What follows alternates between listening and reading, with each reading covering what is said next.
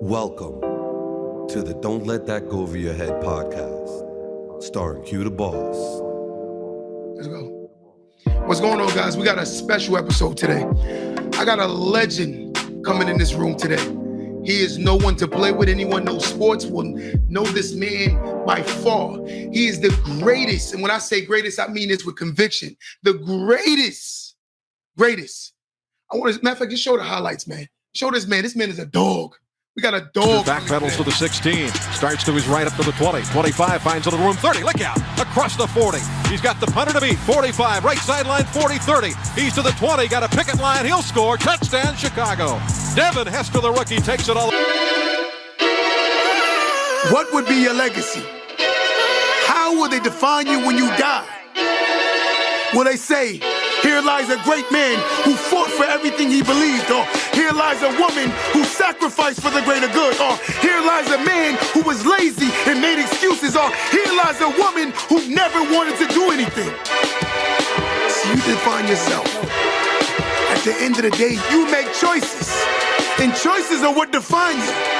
At the end of the day, when you look back at yourself, you will be defined by your choices and your decisions. Every man and every woman will be defined by the choices they make. So understand, don't make poor choices and make excuses, ultimately leading to the fact that you lose. Devin, Hester's night to high. Listen, we got a legend. He is in the room, guys. Man, standing ovation, man. Dev, listen, my little brother watching this video, and I'm going to say this before we even start. We used to play with the Bears just to cheat with you, bro. Just to cheat with you, bro, because you was a cheat code, bro. Let me give you your flowers, my brother. Oh, my God. Appreciate that, bro. Listen, bro, the greatest return man in the history of the NFL, bro, by far. I'm honored. I'm a former athlete myself. So, yo, bro, I'm giving you the tremendous, utmost respect, bro. Wow, you know, bro. Appreciate that, man. Listen, Dev, it's you, bro. Let's get to the beginning, though. Like, where's Devin from? Like, where you from? I'm born and raised in Florida, West Palm Beach, but we call it West Palm because outside of West Palm, people don't know a spot called, it's a little small spot in West Palm called Rivera Beach. Okay. A lot of people don't know that. So when you say West Palm, they say, okay. So West Palm it is. I never heard of that place. I'll be honest with you. I never heard of it. That's why you said it. Makes sense. Yeah. What's in the water in Florida, bro? What is in the water in Florida? Like, y'all boys is just like different. Yeah, I mean, when you think about Florida athletes, man, you always think about fast. They always number one thing come up in athletes' mind when it's football conversations and they bring up a Florida kid.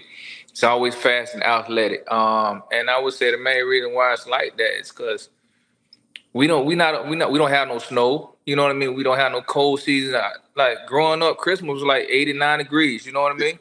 That's crazy. We ain't in the house. We ain't in the house during the wintertime. You know what I mean? So we outside running around sports year round outdoors. You know what I mean? So that's why a lot of people can say we do have the advantage when it comes to outside sports because we do it year round. You know what I mean? We don't really look into basketball. You don't really hear a lot of Florida kids coming out of Florida that's good basketball stars. It's always the football players. So yeah, that makes sense though.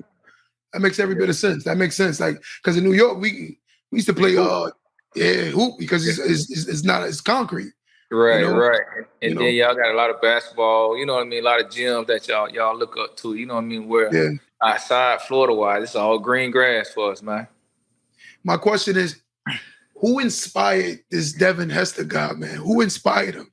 Who pushed you to say, I want that? Man, to be selfish, I couldn't just name one person. You know what I mean? It was more the community, you know what I mean? Where I was born and raised, you know what I mean? I had several coaches that I grew up with from part one ages that all had put a finger in this bowl, you know what I mean? Of course, my bigger brother, my stepfather, you know what I mean? That was in my life, you know what I mean? Since I was 2-3 years old. You know what I mean? Those are the guys I would say, you know what I mean, at the end of the day that steered me in the right direction and really pushed me when the talent started to show. Wow. Yeah. Who is your favorite athlete of all time? Deion Sanders. it's common. It's just obvious, Yeah. right? I can see the high step into the end zone. I can see it. And me and my little brother, we argue about this because he say prime time. I said, Devin, by far. And Deion, don't get me wrong, a GOAT in his right, and I respect him. We're gonna give him that cornerback position, but we're gonna definitely give you that return man. Got that all day. There, bro. Come on, bro. The numbers don't lie. Oh yeah. The numbers don't lie, right? Like when you went to the U, like they recruited you? Right, most definitely. I would say I started getting recruited by had to be going the end of my freshman year in high school. Wow. Yeah. I was unfortunately lucky to be one of the kids that played varsity as a freshman. Wow. So I kind of made a name for myself my freshman year in high school. Wow. And started getting recruited after my freshman year of high school. Wow. So was it an easy choice to go to the U, or you I know you had options. If you had the U, you definitely had options. Right. I'm a Florida kid, so you know what I mean. If you're a true athlete in sports, growing up in my era, you know what I mean, which was the late '90s, early 2000s, it was either Miami or Florida State. Them was the only two that you know what I mean. The top dogs in Florida wanted to go to. You know what I mean. So I picked Miami because I had a cousin that played for him. So you know what I mean. It was kind of in our family. Makes sense. So what do you think career-wise? I'm gonna start with college, then I want to go to the league. Right. Career-wise in college, what is your greatest defining moment? Would you say that tapped your college career for you? Like, would you say this moment made me? I would say my freshman year. You know what I mean. Yeah. My freshman year. Growing up in Florida, you know what I mean. The OB was the stadium, which was the Orange Bowl. You know what I mean? I know they tore it down. You know, they tore it down, I think, in like 2010 or something like that. Yes. Tore the stadium down. But before then, that stadium, you know what I mean? You had legends that played on that stadium. Dan Marino even played on that stadium. Warren Sapp, Michael Irvin, those guys played in that stadium. So as a kid growing up, whenever you had the opportunity to go to that game and how that stadium was packed, you know what I mean? It was like, wow, as a kid, you're like, man, one day I want to play here. Yeah. You know what I mean? Yeah. So my freshman year, man, our first game of the season against Florida Gators, my freshman year, man, and I took the opening kickoff back for a touchdown, man. First kickoff in the Orange Bowl. First play of the game. Wow. Took a 92-yard touchdown back against Florida Gators, man, and that moment that defined, like, boy, this is it. We gotta definitely show that moment in this video. We gotta show that moment. First freshman year, Florida Gators. He took his first kickoff to the first time touching the ball in the Orange Bowl. 92-yard touchdown, man, against Florida Gators. I think it was a Thursday night game too, bro. Yeah.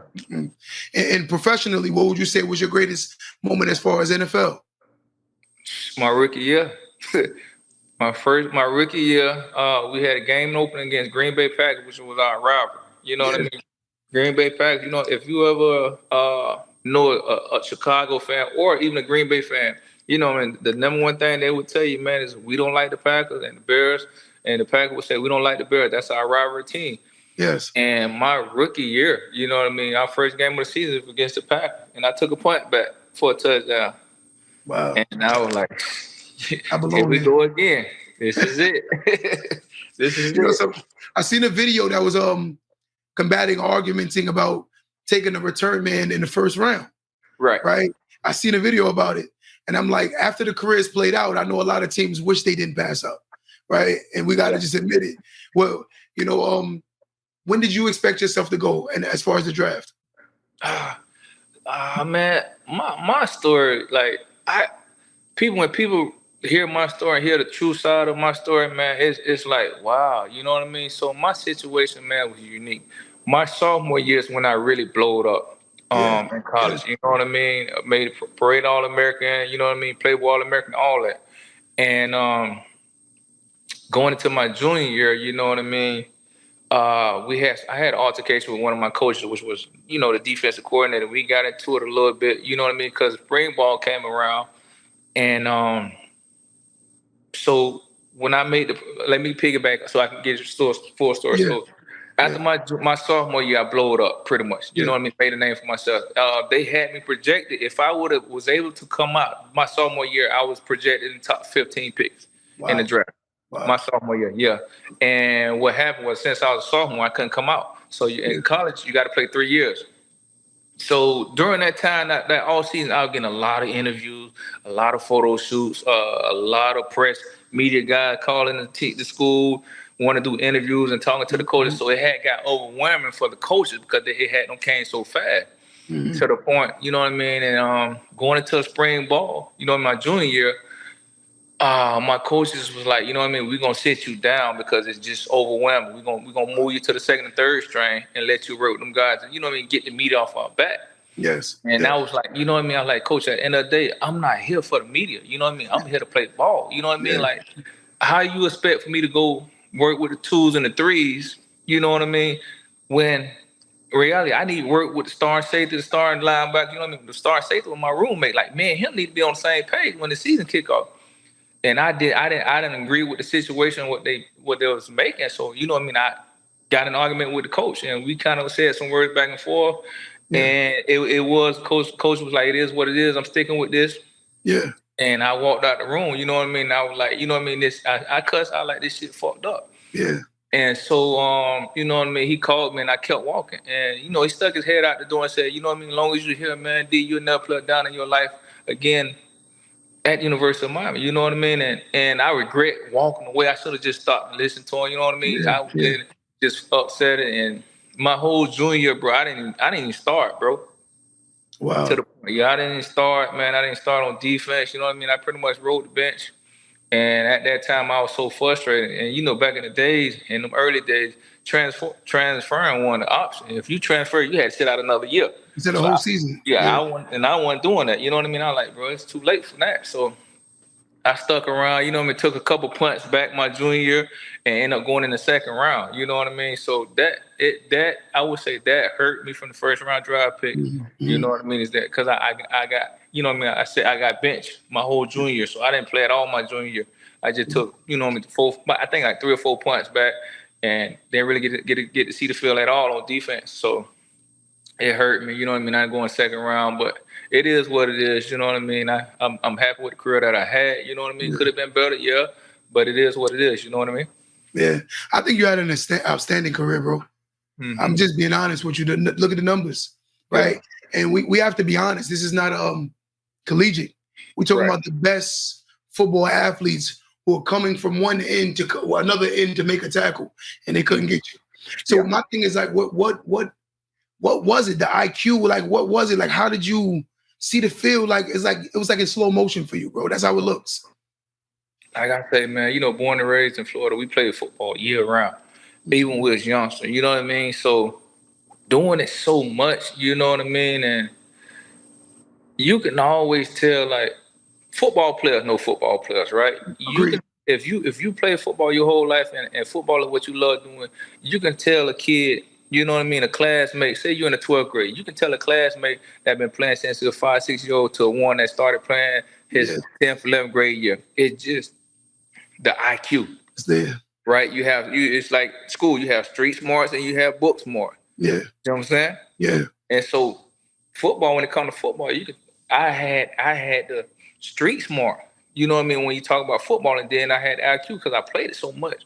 So the game of football and the return game was so easy to me because I've been doing it my whole life. Even when we did flag football, our 2-hand touch back in the days, you know what I mean? We didn't kick the ball, we threw it off. You know what I mean? Wasn't nobody kicking the ball, so we threw it off. And if it was to the point where like, no, we're not throwing it. Don't let Devin return it because you know what I mean. We know he gonna take it to the house, and it was just 2-hand touch. Yeah, yeah. And so I had got mastered it so good at a young age. So when it was tackle time, when it was time to tackle, it was even easier. My question: You thought you was gonna make it to the league as a kick return man? That's what you was initially. Did you set out to be that? Back in the day, we didn't think like that. You know what I mean? You just thought, shoot, I know if I get this throw off, I'm going to take it back. You know what I mean? Of course, I was good at running back, receiver, and DB and all that. You know what I mean? Yeah. You score, you know what I mean, from passing and running the ball. But back in the day, you didn't think, man, I'm going in the league to be a kickoff and punt return. So I didn't think like that growing up. I was just good at it. Yeah, And once I got to the league, you know what I mean, and got to college, and you was able to get more punts and kickoffs, you're like, man, this shit fun. You know what I mean? Look, I agree. It's funny. I was talking to I just had Eddie George on the podcast. Okay. Eddie said the same thing as far as, we in New York we call it kill a man with the ball. Right. So what y'all call it in Florida? So we did toss up and tight. We called it toss up and tight.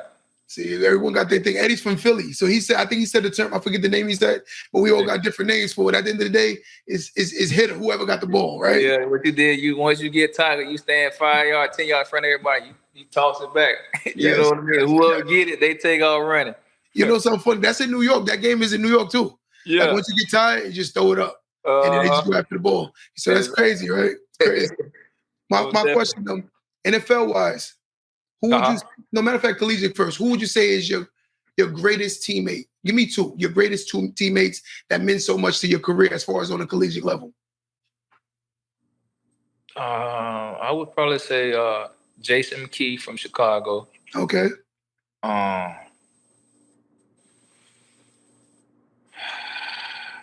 And probably Adrian Peterson. Not the Adrian Peterson from Minnesota. It's another Adrian Peterson.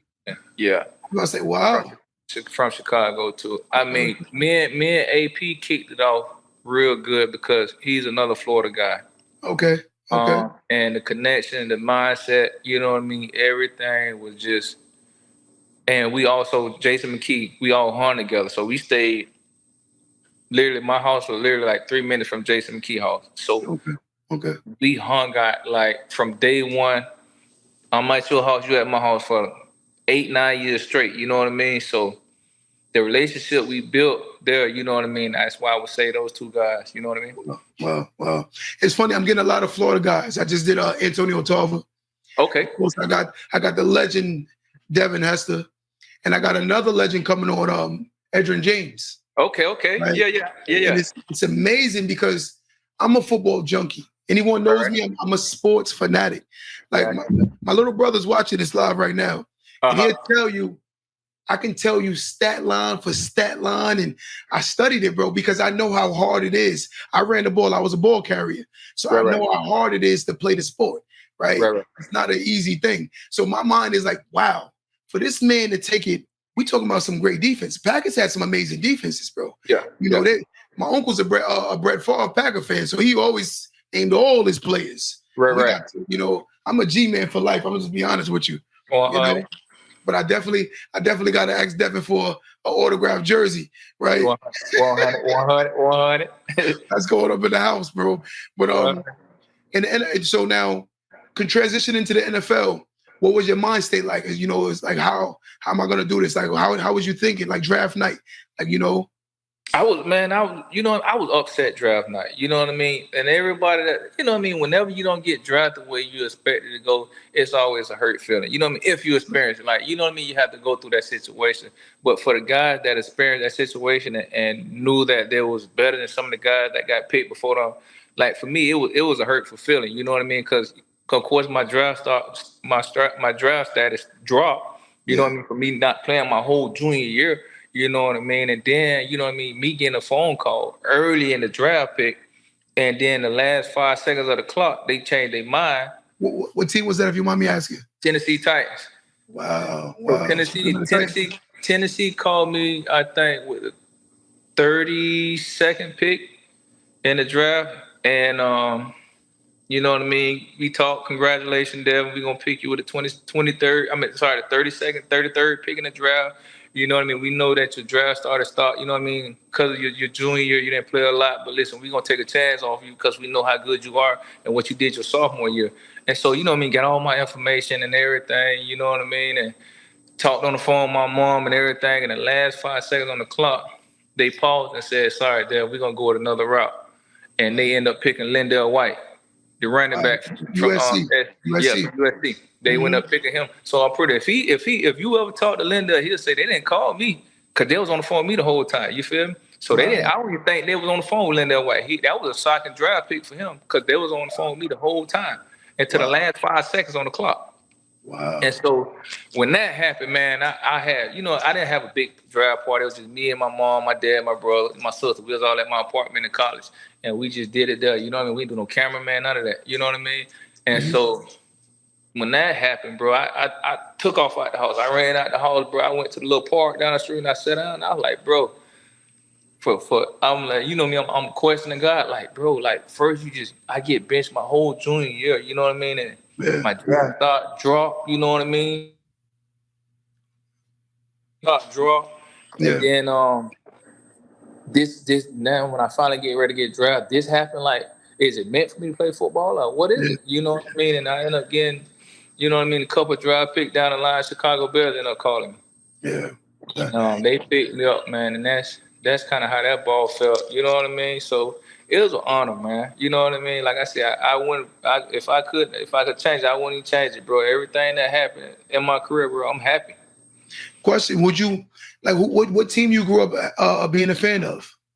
I was a Cowboy fan growing up. You know, my household was a Cowboy fan. You know, my stepfather was a true Cowboy fan. So watching the Cowboys back in the day, man, and then of course they had Dion, which was my role model. You know what I mean? So he played. It was really, really like, and I was, I was an Emmitt Smith fan too. You know, because I played running back growing up. Yeah. I love Emmitt Smith. You know what I mean? I gotta ask this question because every true athlete has a story behind it. Let's go with number 4. What was number 4 about? Number 4 was first. That's my birthday number. Okay. November 4. Okay. November 4. And then when I got to UM, you know what I mean. I had it was so hard to get a single digit. You know what I mean. When you go to these top colleges, they don't just give freshmen single digit because you have juniors, you know what I mean? They've been itching for a single digit their whole time there, so they get first dib on it, you know what I mean? And so I ended up getting number 4. And people don't know, like my freshman year going to college, I had to sit out a whole year. I didn't even play football. I had to sit out a whole year, you know what I mean? So sitting out a whole year, you know what I mean? And when I found out I had to sit out a year, I talked to Coach Coker, you know what I mean? Because at that time, they had just won a national championship, you know what I mean? So, you know what I mean? It's a true freshman, you know what I mean? We can get his name up, bro. And then if he come the following year, you know what I mean? So they had so much faith in me and wanted me so bad that it was like, I was like, all right, Coach, we all know that I can't play this year. I can't come to school this year. I'm ineligible. I say, if y'all hold this number down for me and don't get this number to nobody, then I'll be there next year. Wow. But if I see y'all get this number up, you know what I mean? Y'all just won that championship. I'm a freshman coming out of high school. Yeah. It's 1,000 of freshmen that want to be on y'all team. You know what I mean? Top athlete. And y'all hold my number down. Don't give it away. I'm coming. Wow. And so when they did that, they kept my jersey number, my locker, everything. Wow. And said, you know what? We gonna show you that we really want you. Wow. We not giving your jersey number to nobody.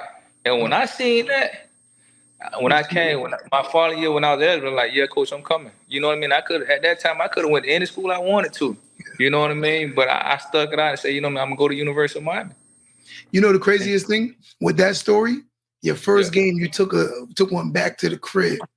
Yeah. That's a crazy story. Yeah, I had so much built up in me, man, to the point where I knew if they kicked the ball to me, I'm gonna take it to the house. It was so crazy because I don't know. A lot of people don't know that we had a very powerful strength coach by the name of Andrew Swayze. Okay. That was our strength coach at Miami. That when I tell you, everybody came back that made it to the NFL, came back and worked out with him during all season. Everybody.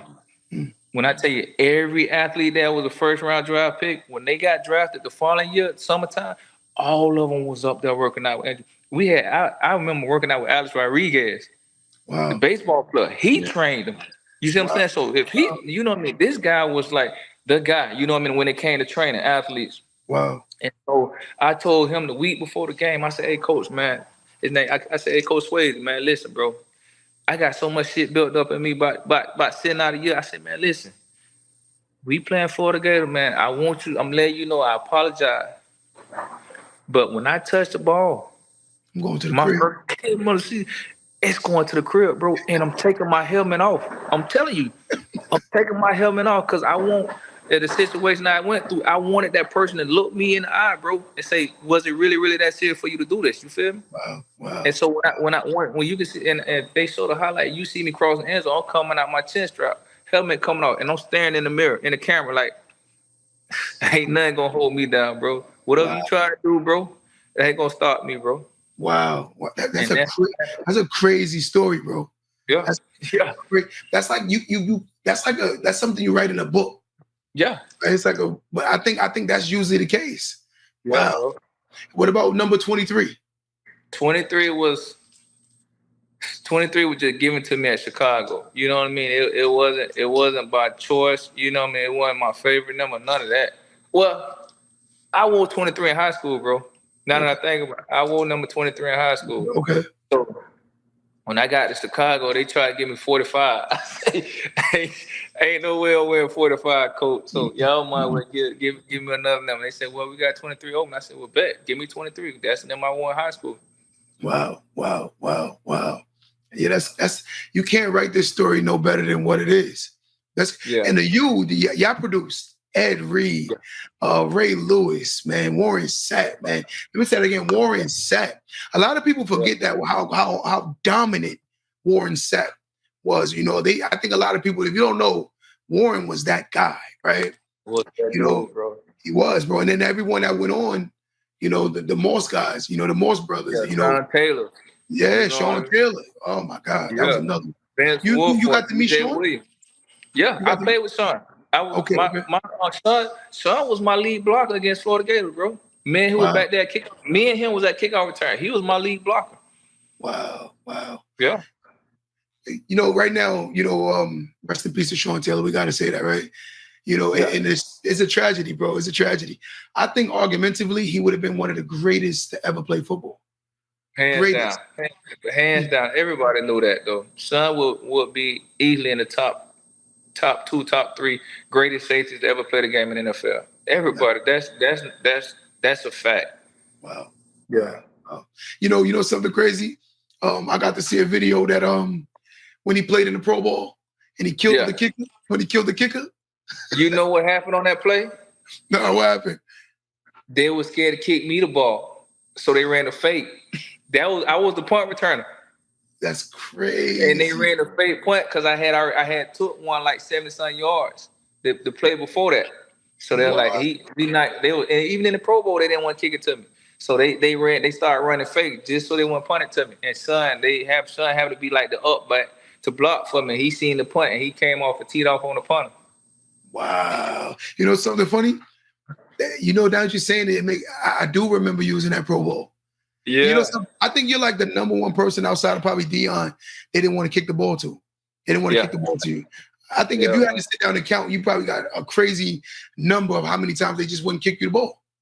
So it got crazy. But it got to the point where they even said it in the papers and the news. You know what I mean? The coaches would say, you know what I mean, before the game, we're not kicking the ball to him. If he can catch the ball, they were kicking the ball in the stands when I was playing, bro. It wasn't like they were kicking it out of bounds. They were kicking the balls in the stands to make sure that it wasn't a bad punt. Man, it got to the point where they started making commercials about it, bro.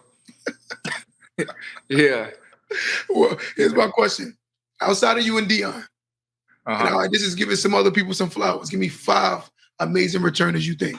5 guys that you think are amazing. I would say the X Factor, D-Hall. Of course. I would say Josh Cribb. Of course, Brian Mitchell. Brian Mitchell. And then I would say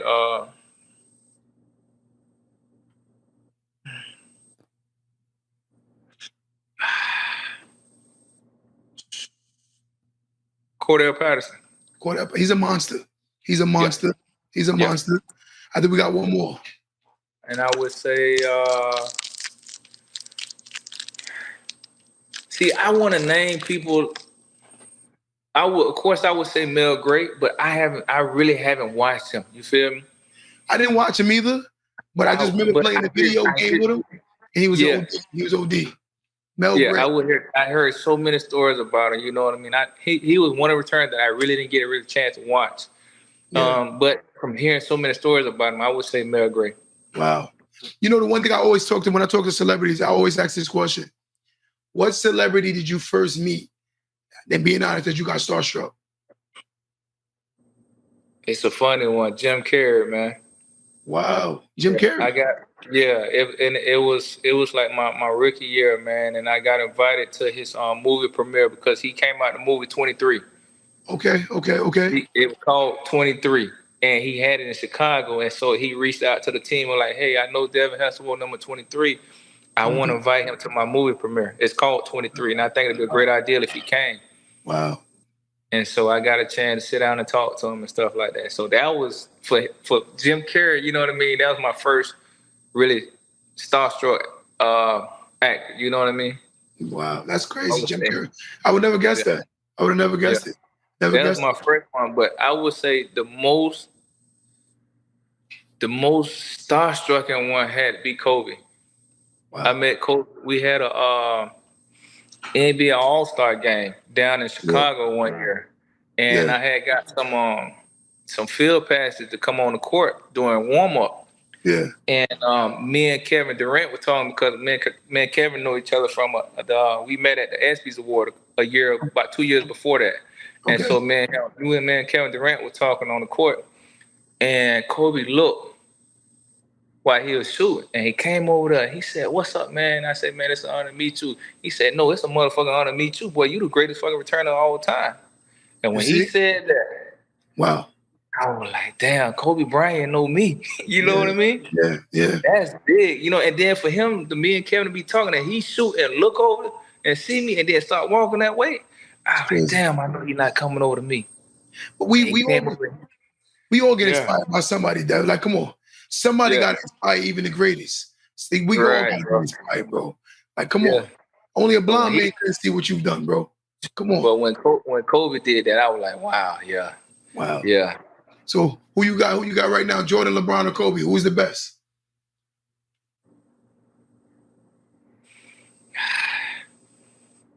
My little brother watching. If you say the wrong person, he'll be mad as hell. Bro, I mean, right now, bro, I ain't gonna lie, I gotta go with Jordan, man. Okay. I gotta go with Jordan, bro. You wore the 2-3 like Jordan, and you was in Chicago. Exactly. I gotta go with Jordan, bro. I gotta go with him, bro. Okay. Let me ask this question. You said you played running back in high school. So I want to see your IQ about running backs. Who would you say is the best running backs of all time? Top 5. No order, just top 5.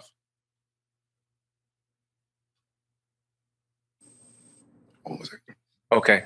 5 running backs is the best of all time. Who would you say the best 5? No order, just 5 running backs. Running backs?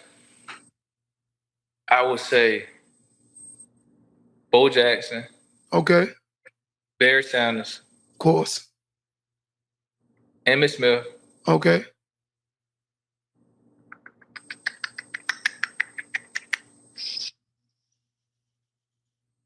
Barry Sanders, Bo Jackson, Emmitt Smith.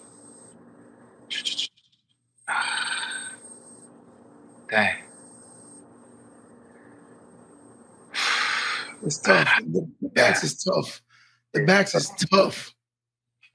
I would say, I feel like Agent Peterson, man, in top 5, man. AP, monster. I feel like AP in the top 5, man. And if I had to go with somebody else, man, LaDainian Thomas, bro. LT. Listen, that's our era. So we've seen that, right? And sometimes like I argue with like older people. Yeah. And I always say Jim Brown. I am a Jim Brown fan because it just so happens my last name is Brown. So I used to lie when I was young and say Jim Brown was my cousin. Yeah. Right? Yeah. So, but I never have seen a career. That's why it's so hard for me to pick guys in the older days because I don't know. Like people always say, man, like I feel like the era has changed. Like imagine you putting somebody like Patrick Mahomes or Tyreek Hill back in the day. They would have dominated. You see what I'm saying? Like when you watch football back in the day, like no disrespect to back in the day, but the game evolved though. It evolved so much and so different, bro. Like I feel like, bro, like I probably could have played quarterback back in the day. You feel me? You know what I mean? Like game is just different. You know what I mean? So comparing somebody back in the old days to now, man, in football back in the days, man, half them players that were playing back in the day, no disrespect, probably wouldn't even made it on the team. You know what I mean? Yes, So, yeah. but then again, you're gonna have the great ones like the Jim Browns and the you know what I mean, Gary Sales and all those type of dudes. You're gonna have them dudes that's gonna stand out because they just free athletes. But besides them, bro, it wasn't. If you had to pick a starting 11, bro, 3, maybe 2 on would have been in the NFL in the nowadays. You know what I mean? Because I watch it too. Like when you watch some of the tackles, I'm like arm tackling. Like, yeah. I do watch it myself. Like even like I'm not dissing his career. Like I talk about Wilt Chamberlain. Uh-huh. I feel like he was just so much taller and so much freaky than everything that was in that era. So I'm like, I juggle it like that. You know. But again, it is what it is. But let me ask you, what if you can go back to your career and redo anything over, what would you redo?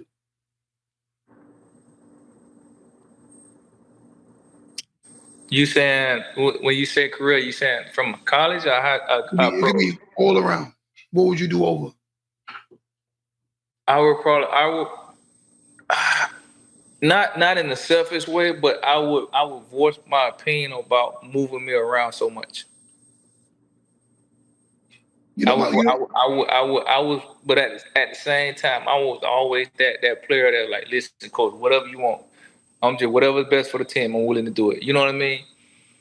I would have voiced my opinion a little bit more about, listen, coach, this is what I want, this position I want to play. Let me master it.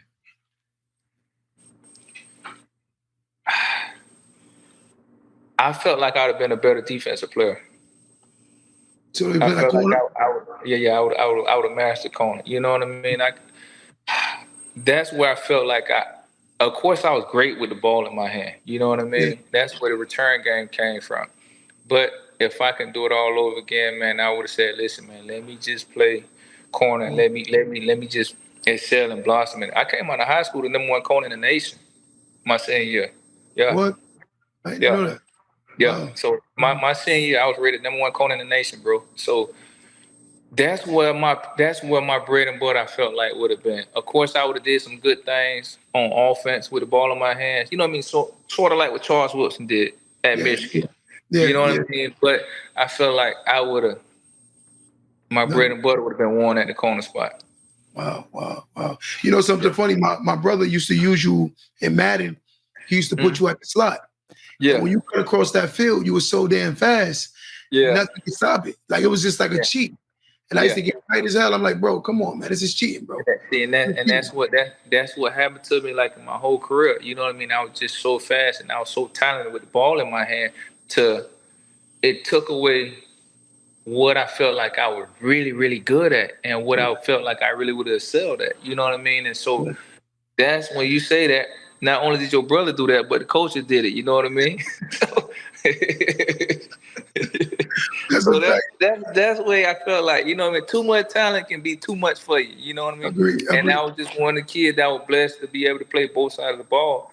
And coaches wanted me on the offense side of the ball because they knew what I could do with the ball in my hand.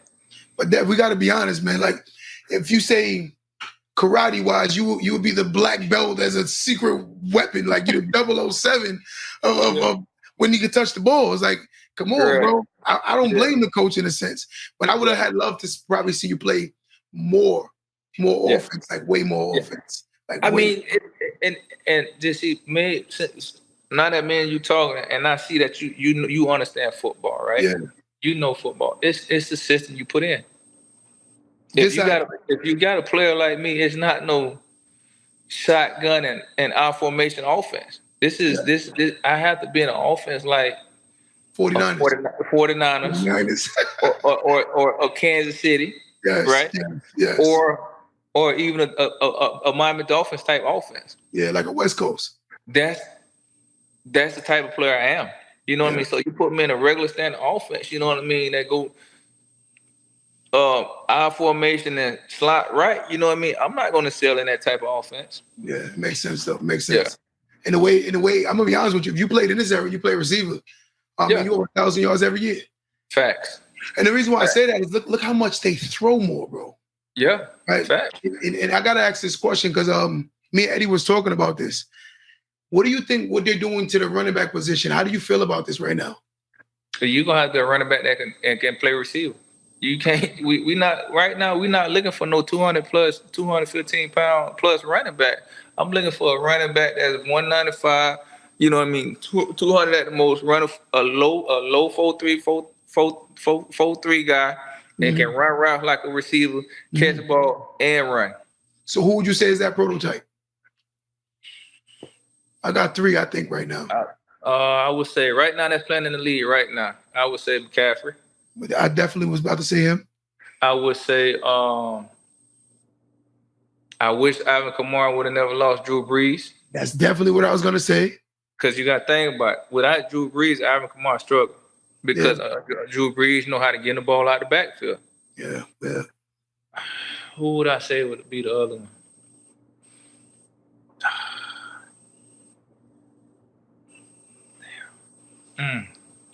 It's one more on the top of my head. Running back from the San Diego Chargers. San Diego Chargers. Talking about the guy light skin. With the ball head. Ecker? Yeah. Something like that. What about Saquon? Saquon too, but I feel like Saquon, he's the receiver part. I think he's okay running little flats and angle route, but you try to put Saquon, make him run a corner route, a slanted go type thing. You know what I mean? I see what you're saying. He's not dangerous that far, like far. Yeah, like Debo can play running back and receiver. Yes. And run routes. You see what I'm saying? He's a utility knife. Somebody you know what's bad about Debo though? When Debo retires, unless you witness it, you won't appreciate him as much. Yeah. Like I feel like he'll be the type of person that would he be in the Hall of Fame discussion? That's a hard argument. That's a hard argument. Yeah. Right? It's a hard argument. You know? I'm surprised they come on. Like, let it happen already. Like, I can't wait for it. I'm gonna be sitting there. Like, I got my fake gold jacket ready for you, bro. Like, come on. Yeah. If anybody deserves it, you do. But it's part of the game right now. And you know what I mean? They don't. I feel like right now it's so hard to respect special team. Right now, especially with everything that's going on, with them taking the kick out, trying to take it out the game. You know what I mean? So they let you know that they not respecting it as much as a team would. You know what I mean? The outsiders not respecting it like that. So that's why it's so hard. You know what I mean? For them to put me. And they clear throat told me that it's so hard to put you in right now because we never had a guy that's been your type of caliber type player that did what you did. Like, it's so hard for us to see it. You know what I mean? And we're talking about a special team player. You know what I mean? We're not talking about a star running back, star receiver. We're talking about a special teamer. You know what I mean? That we feel that don't have that type of value as some of these other guys have. But at the end of the day, as a coach, if you coach the game, then you would say some teams won Super Bowls and made it to the Super Bowl and won big games because of special team. And so I remember Jacoby Jones took one to the crib. Fact, a couple of them. He took a big one. Yeah. You know, but I'll be honest with you. The day you get in, it's the beauty of it is it opens up a whole new world. It's going to open. Like, I really feel like I feel like it's going to be more viewers watch. Yeah. When they find out that I made it than previous years, bro, because of the story that people know I'm gonna tell. Like, I'm gonna tell the truth, bro.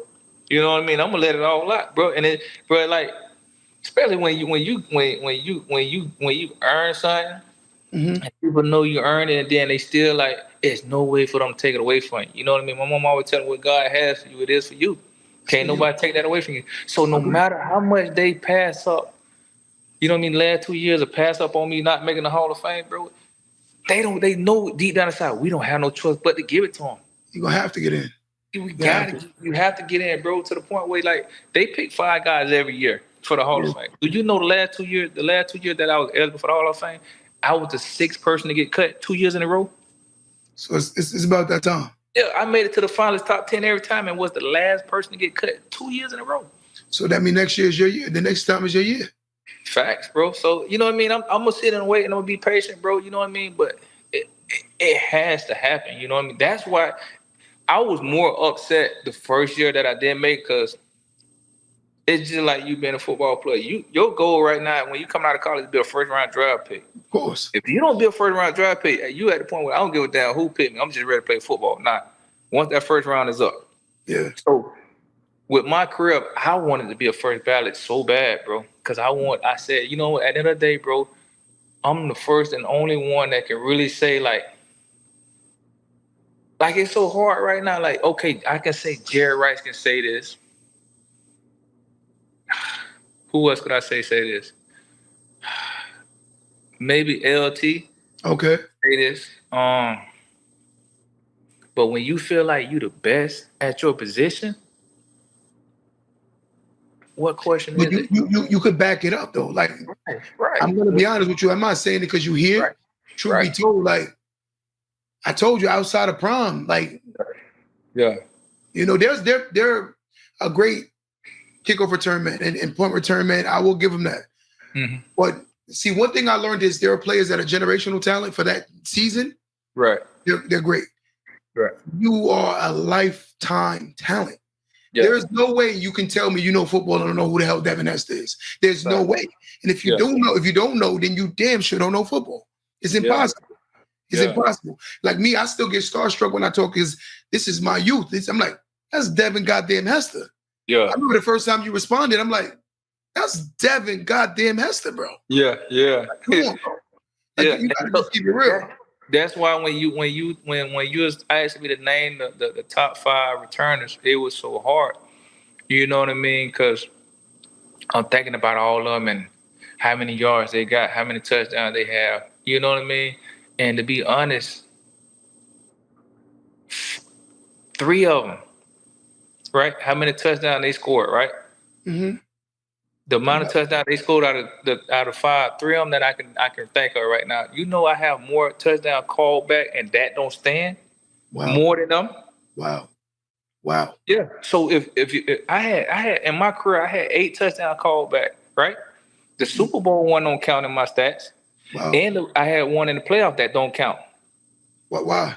So because they don't count the postseason and all that. So as a receiver, all season. Right. So when you in the playoffs, all your stats in the playoffs don't count to your career stats. You know that, right? Wow. Yeah. So playoff stats don't count. So technically, bro, I don't have like over 9 touchdowns in my career that don't count in my stats. Wow. People don't know that, man. You see what I'm saying? 9. That's crazy. 9 touchdowns called back. That's a lot. Yeah. Especially for a kickoff return, not a 1-yard goal line jump in. That's completely different. Completely different. Yeah. Right. Yeah. Let me ask you. Could I ask you? Is this a yes or no question? Certain players, do you think they belong in the hole or not? Do you mind answering? Sure. In your opinion. Okay. Ocho Cinco. I think he deserves. I think so too. I think he deserves. I don't know when, but I know he will get inducted. Maybe he be like one of the ones that's 55, 60 years old and get inducted. But he'll get it. Yeah, I feel like he'll get in. I think so too. Eddie George. I think his name just hold a value. Too much weight in the league. I think so too. That name is powerful. Yeah. That man was on the Madden cover, bro. And your you guy, Ray Lewis, that's his nemesis. That's his nemesis. Right. Yeah. Fred Taylor. Freaky Fred, man. It's home team here. I think he'll be one of the guys that's going to be late. Yeah. Late, but I feel like he'll get in. I feel like Fred problem, honestly, it's not numbers. It's not what he did on the field. I think it's just he played in Jacksonville. I'm being honest with you. I think so. I think if he'd have played in like a bigger market and did those same things. Yeah. Come on. Yeah, you'd have played with a paid man, a John Elway. Yeah, because it was like Fred. I watched Fred. Like anyone knows, I had a Fred Taylor jersey. You know, I know Fred was like that. Right. Again, I feel like Fred gets it hard because of, remember, Jacksonville was an expansion team, right? Right. Nobody really paid attention to Jacksonville unless you're from that area. You know the best way to look at it as? Looking at it as a team, the Toronto Raptors. Facts. That's how I look at Jacksonville. Like, right. The Timberwolves back in the day. Yeah, so it's like it's kind of hard for him, you know. But Fred definitely was like that. He was like that, you know. Yeah. You know. But man, like I can't wait to see this day. You know, I was telling my guys, this man beyond deserves it. You know, we was reading an article before we came on about another snub. I was like, come on, man, another snub. You know, and I will say this before we get out of here. Edgerrin James probably has the best Hall of Fame speech that I've ever heard. Yeah. Because he starts talking about stereotypes and the gold teeth and the dreads. Yeah. And, you know, and he was like, never been to prison. Yeah. You know, it was a class act, man. I was like, wow. Yeah. Wow. Because, you know, that's stereotypical, either extremely country or guaranteed prison. Yeah, right? I was just with Edge, and I actually he doing a podcast. I was just on a podcast last week. Okay. Yeah, with him. He stay up here with me in Orlando. See, I'm coming up because my daughter is up in Orlando, so I'm coming up there real soon. Okay. So I'm gonna get up with you guys. That's a bet, bro. You know, I told Tarver too, I'm gonna get up with him too. This guy, man, he's amazing guy. Bro. Yeah. EJ down to earth, man. Yeah, but y'all producing some great talent, man. Let me say, futurely, who you see coming out of in this draft that just happened? Who you see being a star?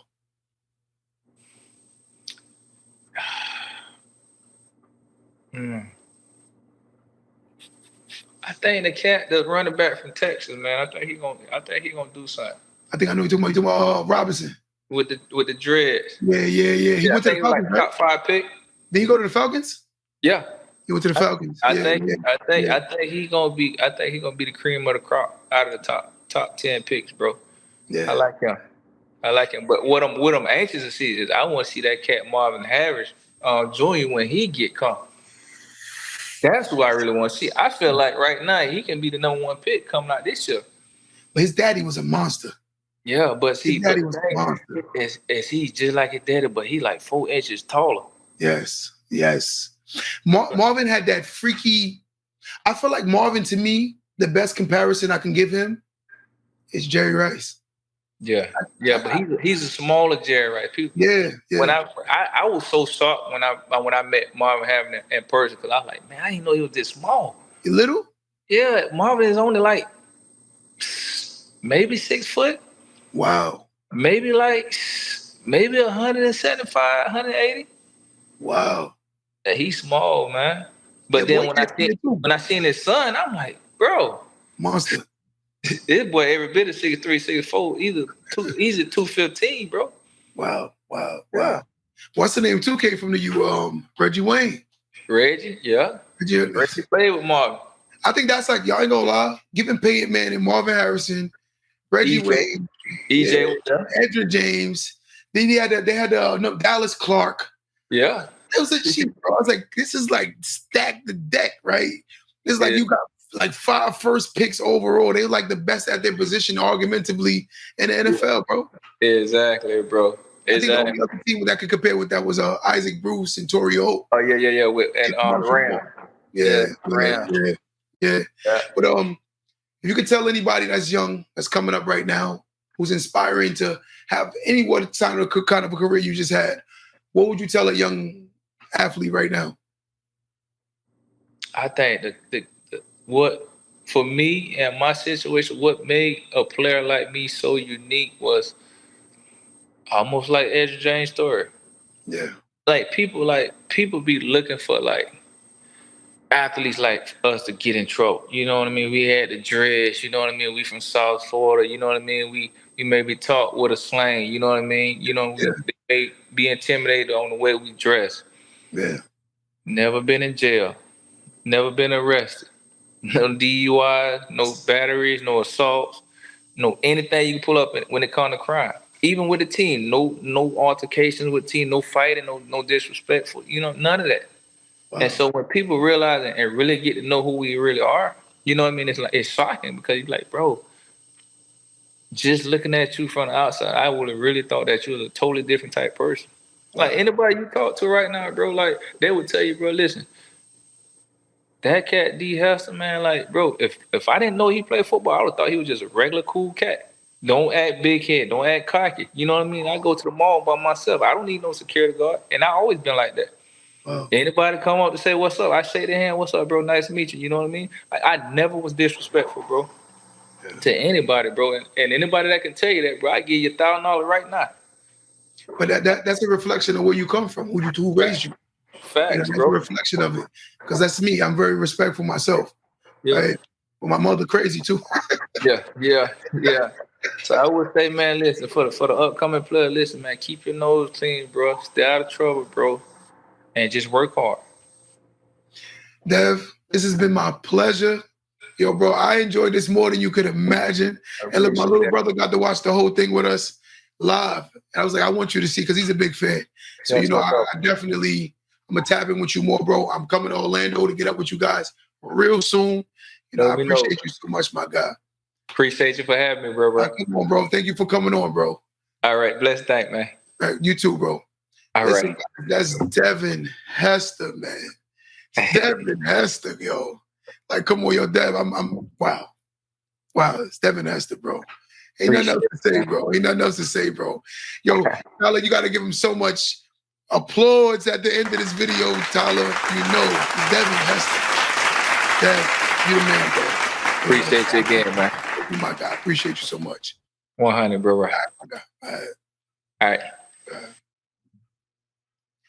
Amazing man. Devin Hester. You know, guys, this is what we do at Empowered Dynasty. We bring in, and don't let that go over your head, family. We bring you class acts, an amazing brother, Devin Hester, the greatest return man in the history of football. Anyone says otherwise, prove me wrong with stats. Class act, never incarcerated, heck of a man, very respectful person. Guys, let's give him his flowers. Till next time, don't let that go over your head.